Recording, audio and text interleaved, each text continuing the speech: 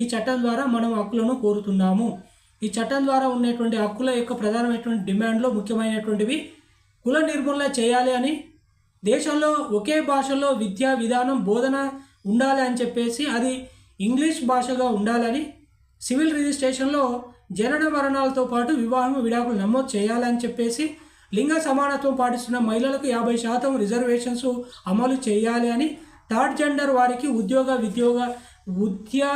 ఉద్యోగ విద్యా విషయంలో రిజర్వేషన్లు మరియు వివాహం నమోదు చేయాలి అని, సమాన పనికి సమాన వేతనం కల్పించాలి, ప్రభుత్వ ప్రైవేట్ రంగాల్లో సమాన పనికి సమాన వేతనం కల్పించి లింగ వివక్షత ఉండకుండా చట్టం చేయాలి అని, సామాజిక వెలుగును నిషేధించాలని, కుల ఆధారంగా ఉన్న సామాజిక హోదాలను రద్దు చేయాలి, సామాజిక కుల అంతస్తులను తొలగించాలి, పేదవారికి మాత్రమే రిజర్వేషన్ కల్పించాలి, ఆర్థికంగా సాంఘికంగా వెనుకబడినటువంటి పౌరులకు మాత్రమే రిజర్వేషన్ సౌకర్యం కల్పించాలి. అంటే పేదవారికి మాత్రమే రిజర్వేషన్స్ ఇవ్వాలి.